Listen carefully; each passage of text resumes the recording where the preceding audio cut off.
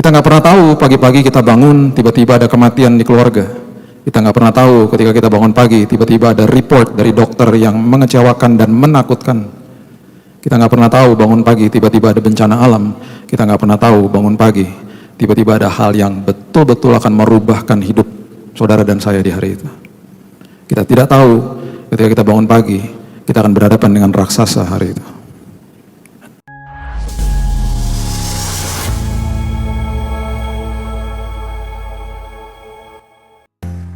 Karena kasih-Mu Tuhan kami menjadi karya yang dahsyat.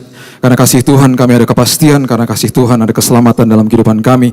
Dan ada kekekalan yang menanti hidup kami sepanjang masa. Tuhan, kami mengucap syukur buat hari ini. Berterima kasih buat kehidupan yang berharga ini. Dan berterima kasih buat firman Tuhan. Bapa, hamba-Mu minta apapun yang Roh Kudus telah menjelaskan kepada hamba-Mu ini. Berikan hamba-Mu urapan Tuhan. Sehingga apapun yang telah Kau ajarkan kepada hamba-Mu bisa hamba-Mu sampaikan dengan baik dan benar.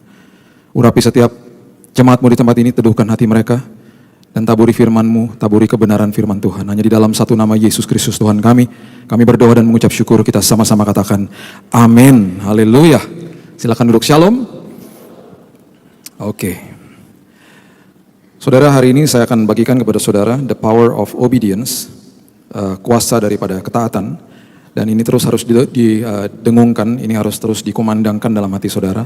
Karena kalau saudara lihat 20-30 tahun yang lalu, hal-hal yang tabu bagi dunia sudah menjadi normal, sudah menjadi standar malahan, dan malahan saudara bisa dibully kalau saudara mempertahankan kebenaran saudara. Tahun 86 saya mendarat di kota namanya Tulsa, Oklahoma, dan kota itu ada dikatakan adalah the Bible Belt. Ada Oral Roberts University, ada Rhema Bible College dari Kenneth Hagin, ada banyak sekolah Alkitab, T.L. Osborne dan lain sebagainya. Dan pada saat itu saya masih begitu ingat, fresh di pikiran saya bahwa orang bicara soal LGBT itu pasti akan ditolak. Orang bicara aborsi ditolak. Semuanya menjunjung tinggi kebenaran-kebenaran firman Tuhan. Tapi dengan berjalannya waktu, akhirnya justru kebenaran-kebenaran itu justru sekarang yang malahan dibully.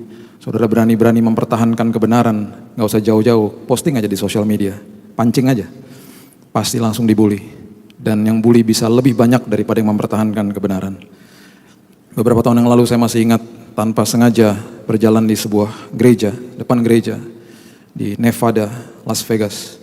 Begitu kaget kami melihat ada pasangan LGBT yang sedang melakukan pernikahan di dalam gedung gereja. Sudah makin deviasi, sudah makin distorsi, dan itu terus akan menjadi standar dunia. Dan kalau kebenaran tidak didengungkan, siapa lagi yang akan mendengungkan kebenaran itu? Justru tubuh Kristus yang harus mempertahankan kebenaran, mempertahankan hidup itu dimulai dari ketaatan hidup saudara. 80% dari ketaatan saudara tidak akan pernah terlihat oleh manusia. 80% ketaatan yang saudara lakukan tidak akan pernah terlihat. Makanya manusia kerap kali sembarangan, manusia kerap kali akhirnya menjadi munafik karena dia berbuat baik. Dia melakukan karakter yang dia mau tonjolkan justru di depan manusia. Makanya saya sangat suka dengan arti kata daripada character of Christ. Karakter, integritas, dan kekudusan mempunyai akar kata yang sama, yaitu wholeness, one, depan belakang luar dalam sama. Jadi itu yang harus dipertahankan. Saya sadar bahwa 80% dari ketaatan saya akan ada di belakang pintu. Apa yang akan saya tabur dan lain sebagainya, itu menjadi sangat penting. Saya akan bukakan kepada saudara sebuah cerita yang simple, sederhana, yang saudara sering dengar. Cerita yang sangat populer di sekolah minggu, yaitu cerita tentang Daud dan Goliat. Dan ketika Daud ada di stage atau di panggung dunia, ketika dia melawan Goliat itu, kita lupa bahwa ada hal-hal yang luar biasa yang ditabur oleh Daud di belakang peristiwa itu. Itu yang kita mau pelajari. Kita sudah tahu lah, dia menang sama Goliat, kita udah tahu. Daud bangun pagi, tidak tahu bahwa hari itu dia akan ada di panggung dunia. Dia tidak tahu hari itu dia akan berhadapan dengan seorang raksasa yang begitu besar. Hari itu dia bangun pagi, pikirannya hanya satu, rutinitas mengembalakan kambing domba. That's it. Setiap hari kita gak pernah tahu kapan kita akan ada di panggung dunia. Ketika tiba-tiba kehidupan menyodorkan kekecewaan, negatif, bencana, hal yang tidak enak, kita langsung disorot, dilihat oleh keluarga, kerabat, sahabat, dan orang-orang terdekat. Apa respon kita? Kita nggak pernah tahu pagi-pagi kita bangun, tiba-tiba ada kematian di keluarga. Kita nggak pernah tahu ketika kita bangun pagi, tiba-tiba ada report dari dokter yang mengecewakan dan menakutkan. Kita nggak pernah tahu bangun pagi, tiba-tiba ada bencana alam. Kita nggak pernah tahu bangun pagi, tiba-tiba ada hal yang betul-betul akan merubahkan hidup saudara dan saya di hari itu. Kita tidak tahu ketika kita bangun pagi, kita akan berhadapan dengan raksasa hari itu. Daud juga begitu. Bocah 19 tahun. Tidak pernah berpikir di hari itu dia akan berhadapan dengan seorang raksasa. Daud tidak pernah berpikir dan tidak tahu siapa itu Goliat. Dan justru di dalam saat seperti itu, ketika hidupnya diperhadapkan dengan sosok raksasa kehidupan, dia menjadi historical moment yang luar biasa, dikenang oleh banyak orang dan menjadi inspirasi bagi banyak orang. Kita tidak pernah tahu. 1 Samuel pasal yang ke-17 ayatnya yang keempat mengatakan begini. Lalu tampillah keluar seorang pendekar dari tentara orang Filistin, namanya Goliat, dari Gat. Tingginya 6 hasta sejengkal, itu kira-kira 3,2 sampai 4 meter tingginya. 3,2 sampai 4 meter. Ayat yang ke-7 mengatakan begini. Gagang tombaknya seperti pesa tukang tenun, dan mata tombaknya itu 600 shikal besi beratnya, dan seorang pembawa perisai berjalan di depannya. Mata tombaknya kira-kira kalau diukur beratnya 7 kilo. Tangkai tombaknya sekitar 7 kilo. Panjang dan berat tombak itu keseluruhannya kira-kira 14 kilo. Bukan sekedar dia tinggi besar, dia juga adalah sosok yang begitu kuat. Dan apa yang dia katakan? Dia katakan begini di ayat yang ke-10. Pula kata orang Filistin itu, aku menantang hari ini barisan Israel, berikanlah kepadaku seorang supaya kami berperang seorang lawan seorang. Ditantangin satu-satu. Ketika Saul dan segenap orang Israel mendengar perkataan orang Filistin itu, cemas hati mereka dan bukan sekedar ketakutan. Alkitab mengatakan sangat ketakutan. Sangat ketakutan. He's a giant. Raksasa. Kuat. Dan ini bukan keroyokan, satu sama satu. Dan kalau sampai kalah, siapapun pihak yang kalah, wajib menyembah pihak yang menang. Jadi kalau sampai Israel kalah, siapapun yang dikirim sama bangsa itu untuk bertarung melawan Goliat, kalau sampai dia kalah, bangsa itu harus bertekuk lutut menyembah Goliat dan Filistin. Sedang ini berlangsung di dalam war zone, di dalam zona peperangan ini. Nun jauh di sana di padang. Ada seorang yang saya katakan tadi, bangun pagi, nggak tahu apa-apa, sedang melakukan rutinitas. Apa yang Alkitab katakan tentang Daud? 1 Samuel 17 ayat 15 mengatakan begini. Tetapi Daud selalu pulang daripada Saul untuk mengembalakan domba ayahnya di Bethlehem. Rutinitas, hari lepas hari. Sedang dia lakukan itu, ayahnya menghampiri dia, mengatakan, coba cek kakak-kakakmu. Kakaknya ada 3, Eliab yang pertama, kakak yang kedua itu nomor 2 namanya Abinadab, dan yang ketiga namanya Syama. 3-tiganya ada di medan pertempuran dengan Saul. 3-tiganya juga ketakutan. Papanya bilang gak ada handphone saat itu. Coba sana cek kakak-kakakmu statusnya gimana, sekalian bawain makanan. Bawa pulang tanda supaya aku tahu status daripada mereka. Alkitab mengatakan di ayat yang ke-17. Isai berkata kepada Daud anaknya, ambillah untuk kakak-kakakmu bertih gandum ini seeva dan roti yang 10 ini. Bawalah cepat-cepat ke perkemahan kepada kakak-kakakmu. Dan baiklah sampaikan keju yang 10 ini kepada kepala pasukan 1000. Tengoklah apakah kakak-kakakmu selamat dan bawalah pulang suatu tanda dari mereka. Lalu Daud bangun pagi-pagi, ditinggalkannya lah kambing dombanya pada seorang penjaga. Lalu mengangkat muatan dan pergi. Seperti yang diperintahkan Isai kepadanya sampai di perkemahan ketika tentara keluar untuk mengatur barisan dan mengangkat sorak perang. Bukan sekedar ditinggalkan, dititipin ternaknya. Kita pasti berpikir penting banget nih ternak. Banyak nih ternaknya, rupanya enggak. Ternaknya enggak banyak. Ayat 28 membuktikan hal itu, mengatakan begini, Eliab kakaknya yang tertua mendengar perkataan Daud kepada orang-orang itu nih ketika Daud sudah hadir di zona peperangan itu, Bangkitlah amarah Eliab kepada Daud sambil berkata, mengapa engkau datang? Ngapain sih? Ngapain ke sini? Anak kecil, bocah, ingusan, bawa-bawa keju ke sini. Dan pada siapakah kau tinggalkan kambing domba yang 2-3 ekor di padang gurun? Kambing dombanya nggak banyak, 2-3. Catat ini yang menjadi dasar daripada ketaatan. Orang yang taat, dasarnya selalu setia akan perkara yang kecil, yang tidak terlihat sama orang lain. Orang yang taat selalu setia sama perkara kecil. Disuruh kasih ransom, disuruh kasih makanan, ternaknya ditinggal, tanggung jawab, dititipkan dulu. Habis dititipkan ternyata Alkitab mengatakan gak banyak, cuma 2-3. Segitunya dijaganya. Makanya kenapa di firman Tuhan dikatakan begini, apabila engkau sudah menginginkan wanita itu dalam hatimu, engkau sudah sama dengan berzina. Matius 5:28. Karena apa? Dosa timbul dari perkara kecil.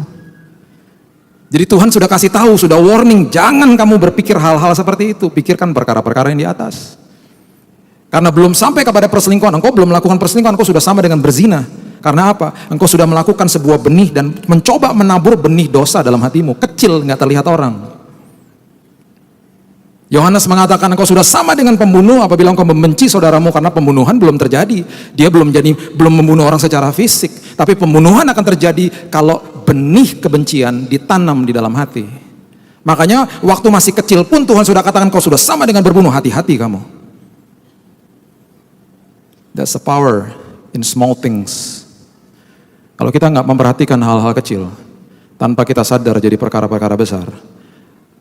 Kalau kita tidak setia akan perkara-perkara kecil, ketika kita diperhadapkan dengan sebuah hal yang besar dalam dunia ini, ada di dalam panggung dunia ini, kita akan keok di hari itu.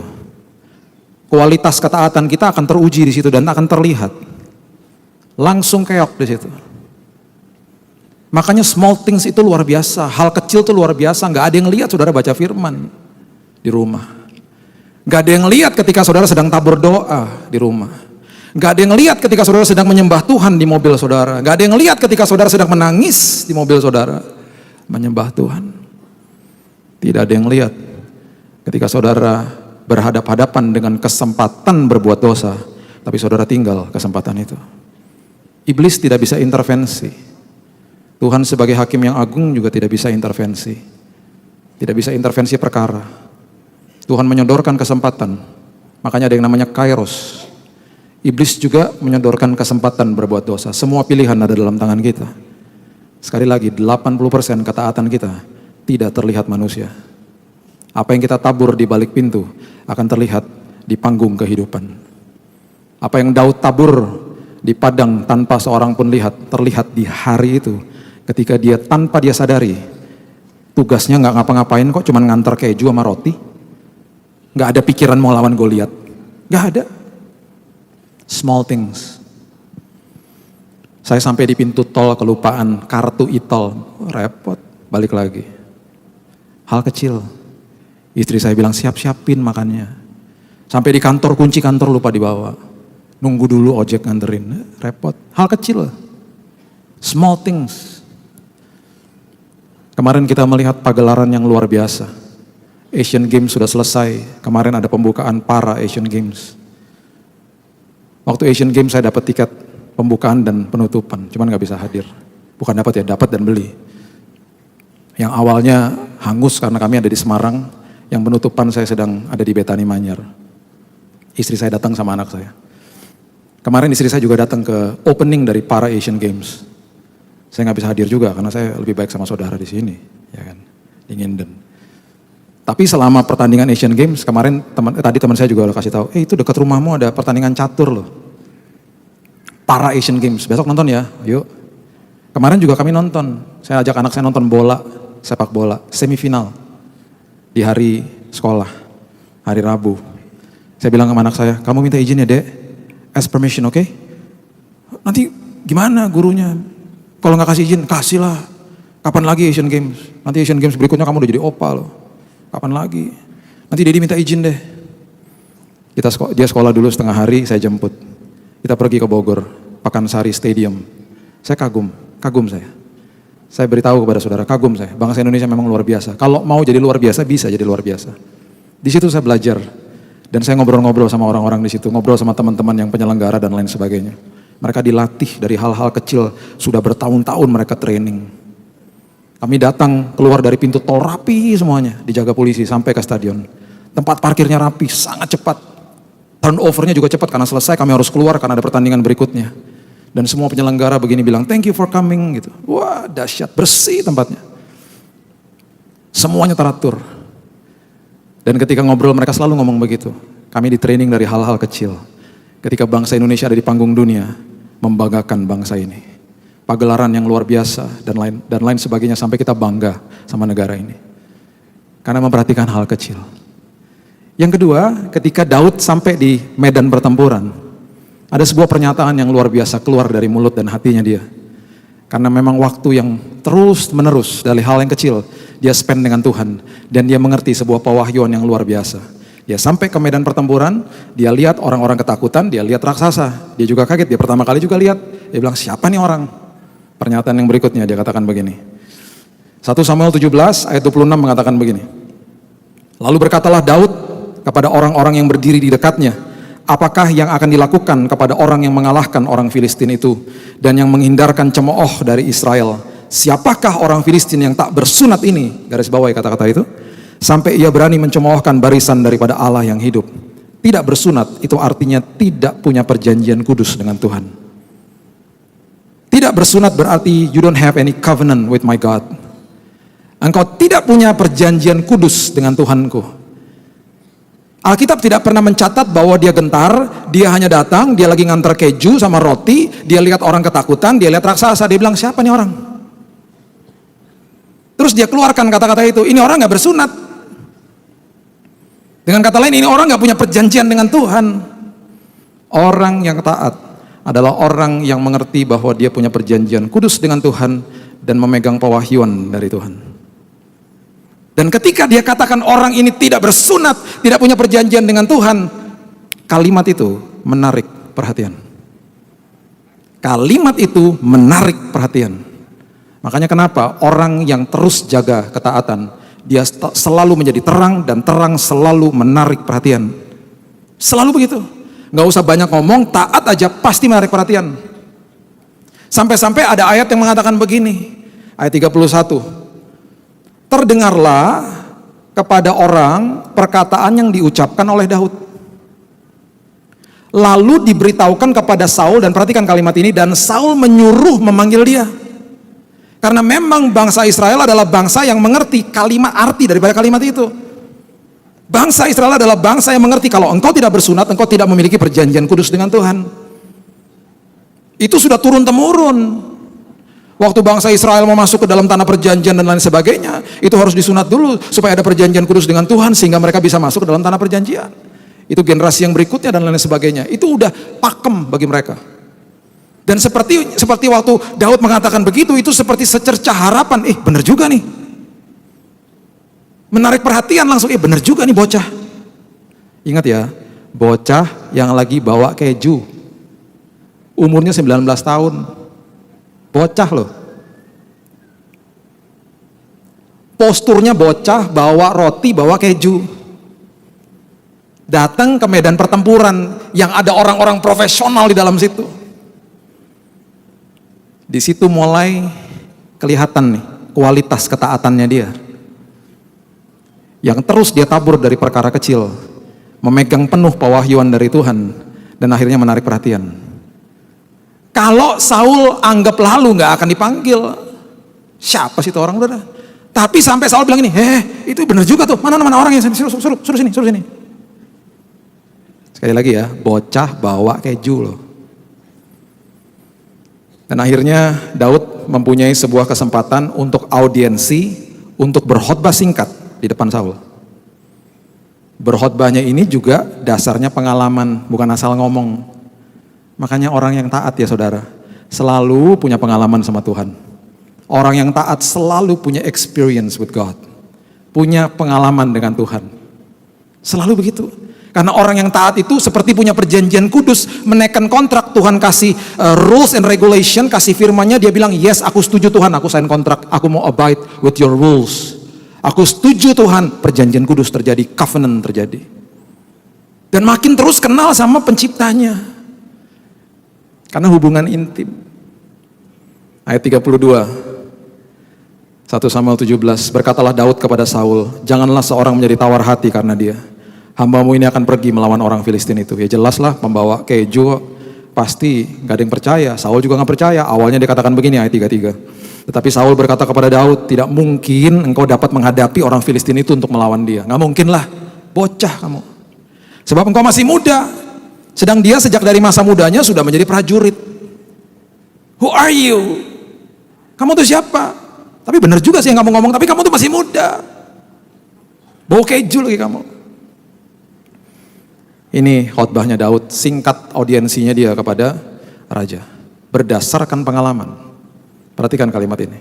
Tetapi Daud berkata kepada Saul, hambamu ini biasa mengembalakan kambing domba ayahnya. Apabila datang singa dan beruang yang menerkam seekor domba dari kawanannya, maka aku mengejar, menghajar dan melepaskan domba itu dari mulutnya. Kemudian apabila ia berdiri menyerang aku, maka aku menangkap janggutnya lalu menghajarnya dan membunuhnya. Baik singa, perhatikan kalimat ini, saya suka dengan kalimat ini, maupun beruang telah dihajar oleh hambamu ini. Dan orang Filistin yang tidak bersunat itu, yang tidak memiliki perjanjian dengan Tuhan itu, ia akan sama seperti salah satu daripada binatang itu. Karena ia telah mencemooh barisan daripada Allah yang hidup. Bentuknya aja beda. Yang sana bentuknya beruang, satu lagi bentuknya singa, yang ini bentuknya raksasa. Sama aja, semuanya gak memiliki perjanjian dengan Tuhan. I don't fear them. Saya tidak takut. Pula kata Daud, ayat 37, Tuhan yang telah melepaskan aku dari cakar singa dan cakar beruang, dia juga yang akan melepaskan aku dari tangan orang Filistin itu. Dalam sekejap, ketaatan yang tadinya menarik perhatian, ketaatan selalu membawa kepada level yang berikutnya. Orang yang taat diberikan kepercayaan. Bayangkan nasib daripada sebuah kerajaan diletakkan kepada sosok pembawa keju umur 19 tahun untuk melawan raksasa. Kalau kalah, seluruh bangsa itu harus nyembah. Dalam waktu sekejap, yang beberapa menit sebelumnya Saul bilang, gak bisa lah, kamu tuh bocah, itu prajurit dari kecil. Dalam sekejap, pernyataannya berubah. Ayat 37 mengatakan begini, kata Saul kepada Daud, pergilah, Tuhan menyertai engkau. Saya nggak usah teruskan cerita ini, saudara sudah tahu hasilnya. Cuman batu dan umban aja, ketawain sama gue lihat. Batu dan umban, tapi punya perjanjian kudus sama Tuhan. Batu dan umban punya mitra dengan Tuhan. Batu dan umban diketawain sama orang, sama raksasanya. Batu dan umban mengalahkan Goliat. Karena siapapun yang ada di hadapan saudara, itu tidak bersunat, tidak punya perjanjian dengan Tuhan. Sakit, penyakit, apapun di depan saudara, kesulitan masalah hidup, tidak punya perjanjian dengan Tuhan. Nah, kalau saudara taat dari hal yang kecil, memegang teguh pewahyuan Tuhan, saudara bangun pagi ada masalah tiba-tiba hadir dalam hidup saudara, saudara harus ada di panggung kehidupan, orang-orang melihat saudara apa responmu terhadap masalah hidupmu. Kita menjadi orang-orang yang teguh di dalam Tuhan. Ketaatan yang berikutnya, yang betul-betul mengerti ketaatan adalah ketaatan tidak pernah bisa memberikan kondisi kepada Tuhan. Hati-hati dengan hal ini. Karena akhirnya kita terjebak di dalam hal agamawi. Sebentar saya bahas. Saya paling tidak suka dan saya paling tidak setuju. Saya tegur teman-teman hamba Tuhan saya. Jangan ngajarin jemaat, taat ya supaya kamu dapat gini-gini, taat ya supaya kamu gini, taat ya supaya kamu diberkati. Aduh, pusing saya dengarnya. Saya sudah mengulas kepada saudara arti daripada berkat. Gak ada hubungannya sama materi. Tidak ada hubungannya sama materi. Berkat adalah ketika saudara dan saya diubahkan menjadi dewasa rohani untuk mengelola perkara yang Tuhan titipkan. Itu adalah berkat yang sebenarnya. Gak ada hubungannya sama itu. Belajar terpesona sama sang pemberi, bukan sama pemberiannya. Jadi berarti ketaatan itu tanpa kondisi. Makanya Sadrak, Mesak, dan Abednego mengatakan hal itu, dewasa kok. Paulus juga mengatakan begitu. Sadrak, Mesak, Abednego katakan, kami tidak akan menyembah dewa yang Tuhanku dirikan itu. Kami tahu Tuhan kami sanggup melepaskan kami, tetapi seandainya tidak, jeblosin aja kami ke tungku api. Gak apa-apa kami dibakar hidup-hidup. Kami tetap akan taat, tidak akan menyembah dewa yang Tuhanku dirikan itu. Ketaatan tanpa kondisi. Yang diubahkan bukan masalahnya, yang diubahkan merekanya. Paulus juga begitu. Tuhan udah 3 kali Tuhan, aku minta supaya engkau mengangkat duri yang menggocoh aku. Diangkat? Tidak. Sampai keluar kalimat itu. Gak apa-apa Tuhan, di dalam kelemahanku, kasih karuniamu nyata dalam hidupku. Yang diubahkan bukan masalahnya, Paulusnya diubahkan. Ketaatan itu untuk kita, supaya kita makin dewasa rohani. Bukan tawar-menawar sama Tuhan. Ketaatan harus tanpa kondisi. Ketaatan harus tanpa syarat. Ketaatan karena kita menyembah raja atas segala raja. Itu yang namanya ketaatan yang berkualitas. Itu yang namanya ketaatan dengan bobot kualitas yang hebat. Itu baru namanya ketaatan. Dan yang terakhir, ketaatan itu pengertian bahwa ketaatan itu lebih dahsyat daripada pengorbanan. Berkali-kali saya katakan itu. Ketaatan selalu lebih dahsyat daripada pengorbanan. Kalau saudara buka 1 Samuel pasal yang ke-15, coba kita lihat. Saul yang sudah dipilih menjadi raja, akhirnya ada pernyataan daripada Tuhan yang mengatakan, aku kecewa aku memilih dia. Jangan sampai kita ada dalam posisi itu. Aku kecewa aku memilih dia. Karena apa? Ada bangsa Amalek yang dengan jelas perintah Tuhan kepada Nabi Samuel untuk dikatakan dilanjutkan kepada Raja Saul, tumpas mereka, habiskan mereka. Ini yang terjadi. 1 Samuel 15 ayat yang ke-18 mengatakan, Tuhan telah menyuruh engkau pergi dengan pesan, pergi tumpas orang-orang berdosa itu, yakni orang Amalek, berperang melawan mereka sampai engkau membinasakan mereka. Ayat 19, mengapa engkau tidak mendengarkan suara Tuhan? Mengapa engkau mengambil jarahan dan melakukan apa yang jahat di mata Tuhan? Lalu kata Saul kepada Samuel, aku memang mendengarkan suara Tuhan dan mengikuti jalan yang telah disuruh Tuhan kepadaku. Dan aku membawa Agag raja orang Amalek, tetapi orang Amalek itu sendiri telah kutumpas. Kenapa nggak ditumpas semuanya? Yang mengerikan adalah dia kemudian menyalahkan rakyatnya. Orang yang sudah ketahuan berdosa nyalain orang lain, nggak mau ngaku. Tetapi rakyat mengambil dari jarahan itu kambing domba dan lembu-lembu yang terbaik. Baik-baik kok, bagus-bagus kok. Untuk apa? Pengorbanan. Dan yang dikhususkan untuk ditumpas itu, untuk apa? Mempersembahkan korban kepada Tuhan Allahmu di Gilgal. Gara-gara peristiwa ini, akhirnya sampai ada 2 kali dikatakan Tuhan menyesal memilih Saul. Dan akhirnya keluar ayat favorit saya, 1 Samuel 15 ayat 22. Tetapi jawab Samuel, apakah Tuhan itu berkenan kepada korban bakaran dan korban sembelihan, sama seperti kepada mendengarkan suara Tuhan. Sesungguhnya mendengarkan lebih baik daripada korban sembelihan, memperhatikan lebih baik daripada lemak domba-domba jantan. Alkitab bahasa Inggris mengatakan obedience is far greater than sacrifice. Alkitab The Message mengatakan that are just a bunch of empty rituals just for show. Kalau engkau katakan itu pengorbanan, itu hanya untuk show, empty rituals, ritual yang kosong. Ibadah kita nggak ada gunanya, pengorbanan perpuluhan nggak ada gunanya, kasih waktu buat Tuhan nggak ada gunanya kalau tidak disertai oleh ketaatan. 10 tahun lalu saya sedang nonton sepak bola, tinggal 5 menit lagi seru-serunya, tiba-tiba suara Roh Kudus bilang begini, masuk kamar berdoa.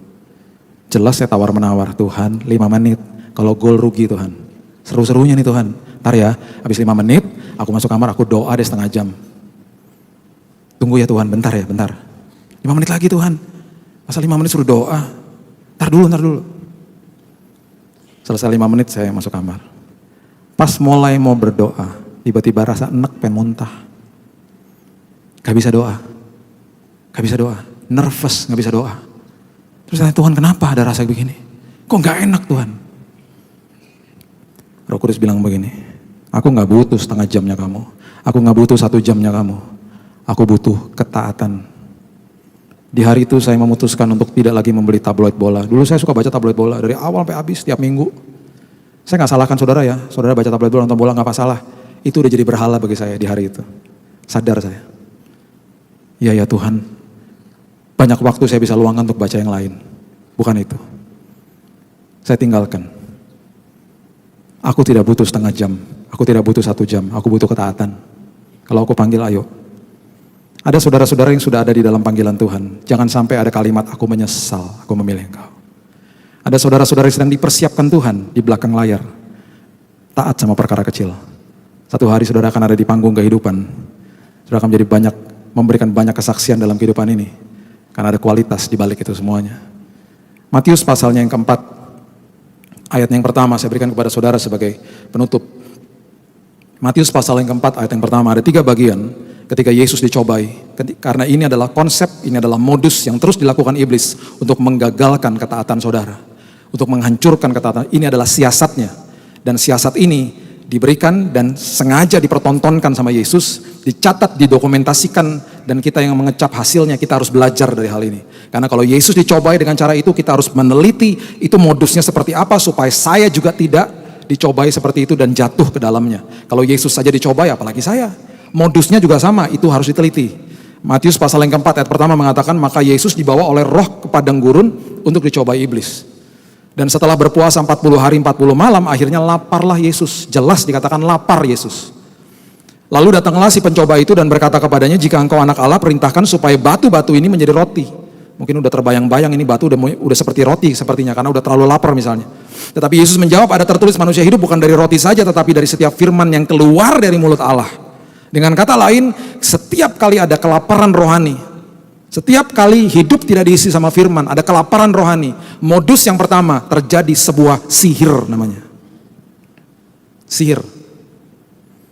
Itu harus disikapi dengan baik dan benar. Karena apa? Kita kalau lapar rohani, tiba-tiba ada masalah di rumah, tiba-tiba lihat wanita lain, tiba-tiba lihat pria lain, kelihatannya menarik, disihir.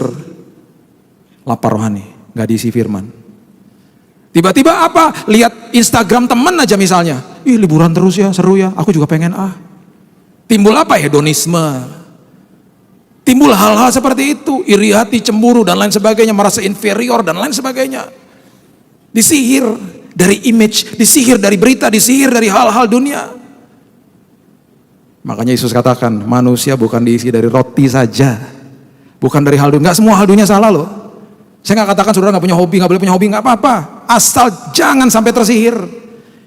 Itu level pertamanya begitu selalu, disihir dulu. Dan yang tahu hanya kita. Makanya dari hal kecil Yesus katakan, jangan kamu menginginkan wanita atau pria dalam hatimu misalnya. Karena benih yang kecil itu hanya kita yang tahu. Bisa menjadi dosa, bisa termanifestasi jadi dosa yang besar. Jangan sampai lapar rohani, saudara. Isi kehidupan kita dengan firman Tuhan. Modus yang kedua, ayat yang kelima dikatakan, kemudian iblis membawanya ke kota suci, menempatkan dia di bubungan bait Allah. Ini sebuah simbol. Yang kedua adalah roh agamawi. Lalu berkata kepadanya, jika engkau anak Allah, jatuhkan dirimu ke bawah, sebab ada tertulis mengenai engkau, ia akan memerintahkan malaikat-malaikatnya dan mereka akan menatang engkau di atasnya, di atas tangannya, supaya kakimu jangan terantuk kepada batu. Yesus berkata dengan tegas, dikatakan begini, ada pula tertulis, jangan engkau mencobai Tuhan Allahmu. Yang kedua adalah roh agamawi. Hati-hati, karena seringkali kita eksploitasi ayat. Tuhan, kata ayat ini begini-begini Tuhan. Tuhan, ini Tuhan, aku klaim Tuhan. Saya nggak salahkan ya orang ngomong begitu. Cuman kita mempergunakan fasilitas agama kita untuk mencapai apa yang kita inginkan, keinginan daging kita. Akhirnya apa? Akhirnya terjadi hal-hal seperti itu. Seorang ibu nggak mau ke gereja lagi. Saya udah jual usaha saya Pak, katanya gereja dimultiplikasi. Mana Pak, saya bangkrut. Susah udah ngomongnya. Gereja bukan gunung kawi Bu, Tuhan bukan dewa Bu, jangan gitu. Udah susah. Karena pengajarannya begitu.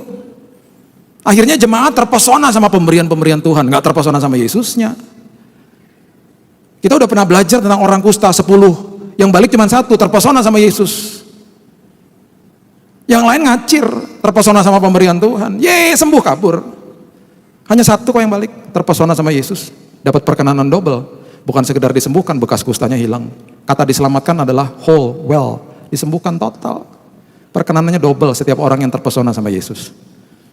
Jangan pakai yang namanya fasilitas agama, kutip-kutip ayat, bilang begini nih Tuhan harus begini. Kita kasih kondisi akhirnya, kita ketaatannya dengan kondisi. Kita main Tuhan malahan kita atur-atur Tuhan.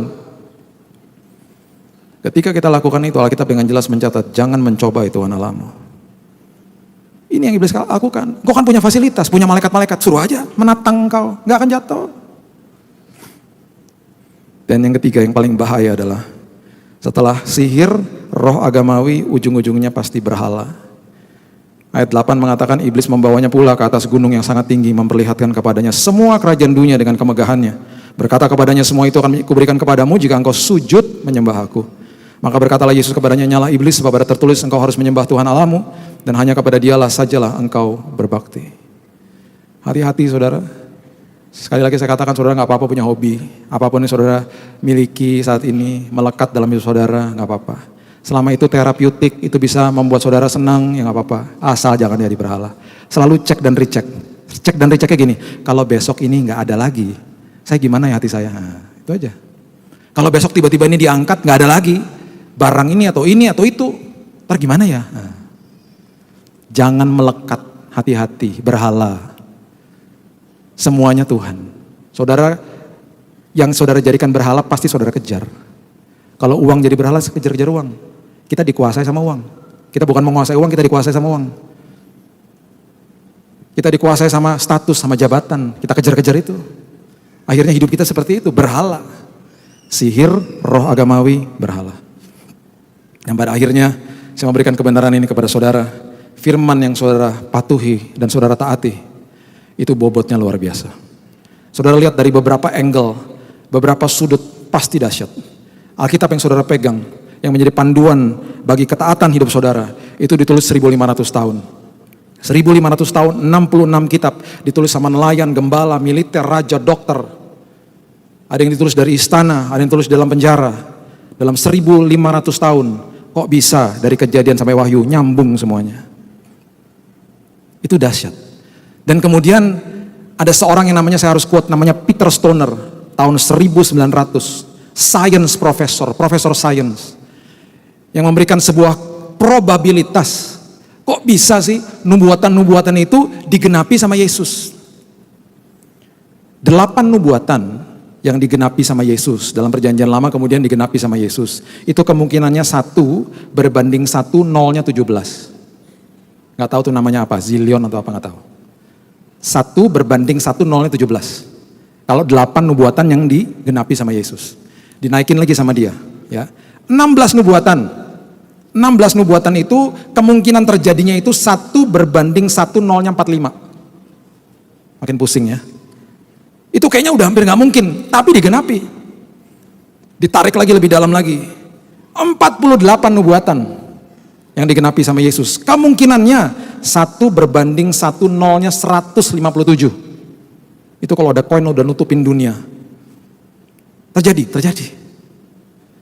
Nah, yang hebatnya adalah ada 300 lebih nubuatan yang akhirnya digenapi oleh satu orang namanya Yesus. 300 lebih nubuatan-nubuatan ini ditulis atau didokumentasikan di Alkitab saudara dari orang-orang yang berbeda, bahasa yang berbeda, di negara-negara yang berbeda, dalam kurun waktu yang berbeda-beda. 300 lebih digenapi oleh satu orang namanya Yesus. Itulah bobot kebenaran yang saudara pegang dalam hidup ini. Itulah ketaatan, dasarnya, fondasi, jangkarnya itu. Pegang itu erat-erat. Dan hidup saudara akan betul-betul dahsyat di dalam Tuhan. That's the power of obedience.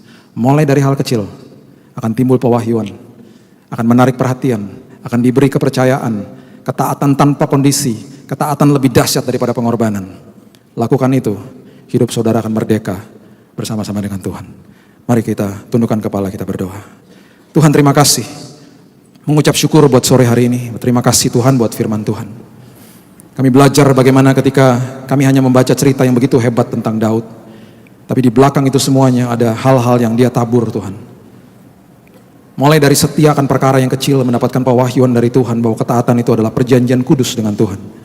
Menarik perhatian, diberi kepercayaan, ketaatan tanpa kondisi, ketaatan lebih dahsyat dari pengorbanan. Ajari kami supaya kami tidak terjebak dalam pencobaan modus iblis Tuhan. Sihir roh agamawi berhala, ajari kami supaya kami makin tekun taat. Karena kami tahu dan kami sadar dunia ini makin terdistorsi Tuhan. Dunia ini makin jauh atas kebenaran. Justru kami yang harus mengumandangkan kebenaran demi kebenaran ini Tuhan. Kepada keluarga kami, generasi berikutnya. Mempertahankan kebenaran ini Tuhan. Oleh sebab itu Tuhan, ajari kami supaya ketaatan menjadi poros dari kehidupan kami.